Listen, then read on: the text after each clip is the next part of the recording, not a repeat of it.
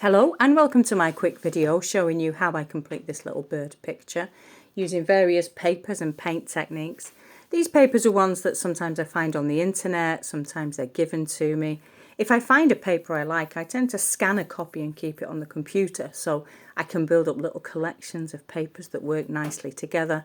Then once I've selected a few, it's quite easy just to glue them down and add a little bit of paint over the top. Once the glue's dried, of course. I'm using a palette knife to mix my paints here. I find that if I use a brush, things tend to get quite messy quite quickly.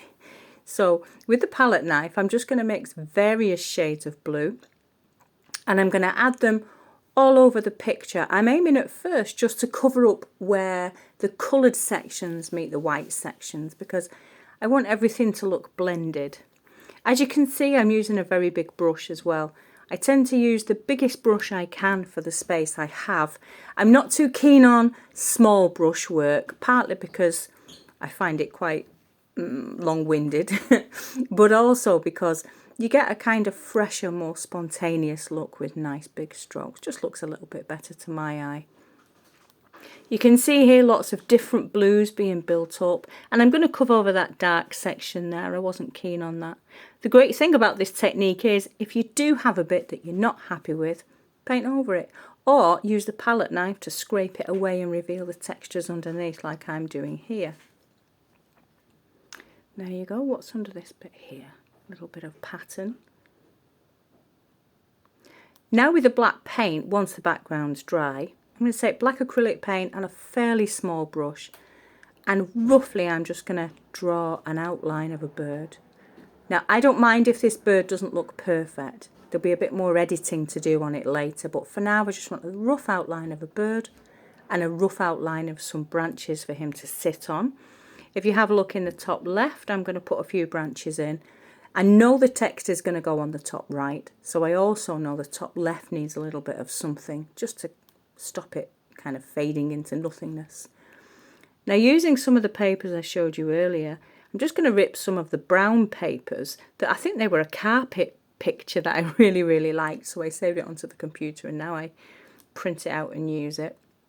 Put a little bit on the branches because I do like a bit of collaging with my paintwork. And to soften these black lines here, I've mixed a paler blue just to go round. The trouble with using black lines is if you're not careful, they can end up looking very cartoony and very solid. And although I like the tonal contrast of a black line on a pale background, I don't want them to end up looking too harsh. So with this blue, whenever I apply a black outline with a background colour, which in this case is the blue, I'm just going to go around and soften it like that. In with the wing, again with the black paint. And that's my little bird body almost done. I'm going to add the white for the body now. Although you can still see a little bit of blue background beneath the white. That looks like really nice to me. The bird stands out, but also he blends in with the colours of his surroundings, which I think works really well. Now I'm mixing a brown, which is my least favourite colour to mix. I find that a very difficult colour to make. But I've not done a bad job today. So in with the brown all over the branches. Again, this is covering up some of those black lines, making it a little bit less solid, a little bit less cartoony. My eyesight's deteriorating this last few years, and I find that the fuzzier my vision gets, the more I like to see kind of soft blended fuzzy lines on my artwork. In with some leaves now. I'm quite an intuitive worker, so I'm not planning how many leaves there are going to be. I'm just going to keep adding leaves until it looks like there's enough there. That's pretty much my methodology of painting. Keep doing stuff until it looks right. Now, again with that pale blue colour, I'm going to soften those black lines just so they blend a little bit better in. And with some of the green paper earlier, which is really nice, this is a knit. I think it's from a jumper. I think it's a scanned-in jumper, which works beautifully on leaves and natural form. So I'm just going to cut those out. They only have to be roughly the right size and shape. They're going to get glued into place one by one. And you can see, I don't know if you can see already, that that's quite a nice texture to see added to your branch.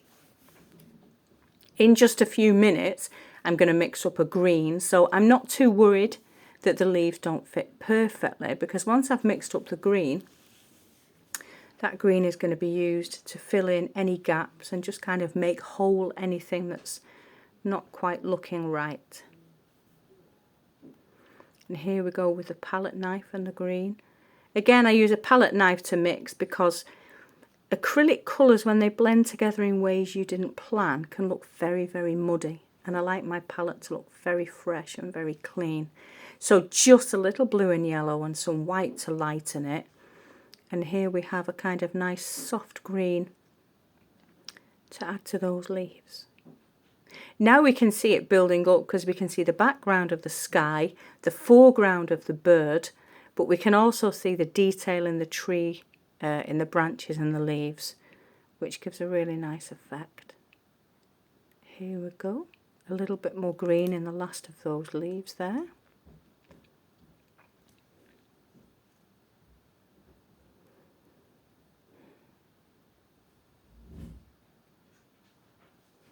And with the black, I'm just going to add some blossom. There's not quite enough white there for me. It just looks like it's lacking in white.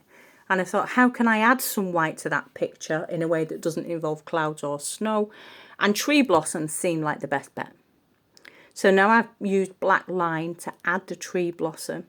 Again, I'm going to get a background colour, mix another background colour. And I'm just going to soften those black edges. There we go. You can see I'm not being very precise with these. One thing I like about natural form is you don't have to rely on precision. You can rely on freedom and just kind of just the joy of mark making. You don't have to worry too much about perfect. That blue is going in there in the bottom left because I accidentally got things a little bit grey there earlier. I got a little bit too much black blended in with the background. But as you can see, a couple of layers and that's all out again. In with some thick white, and I'm using very thick paint here. I'm not messing around with thin layers, just huge chunks of white just to build up the thick blossom. I really like that blossom. I think that works absolutely beautifully. Now let's see what's next. Yeah, those branches are looking a little bit bare. They're looking all the same colour, which isn't natural, is it? You know, if you look at any branch, you see different shapes, different colours, different tones. So back in with the collage paper, I'm going to break up the solidity of that big brown stretch just by gluing on a few more little bits of textured brown. I want it to look like he's kind of sat in the garden. I want it to have a spontaneity about it. And I think including different papers and different brush strokes can help really develop that sense of spontaneity. A little bit more brown there on the bottom, and I think we are almost done with the brown. I noticed at about this point that I'm not too keen on the end of one of the lower branches. It seems to just stop in midair, and I'm not too keen on that. It looks like it's missing something. So with the black, I'm just going to dip into the black paint there with, again, quite a thin brush, and I'm just going to create another chunk of blossom there just to end that branch off and to balance the other blossom around it. You can see now that the blossom goes almost in a curve, starting from the top left, flowing down and coming out mid-right almost in a curve. This is good because it means your eye follows detail around the picture. Your eye is almost being guided by these white blossoms. It's almost being told where to go next, which is one way artists help build up a sense of, what's the word? A sense of ease about their painting, a sense of relaxed atmosphere about them. Now with my glue mix, again there, that's 50% PVA, 50% water. I'm going to cover that wing area completely in glue. And using a combination of ripping and cutting, just going to build up some feathery textures on that wing there.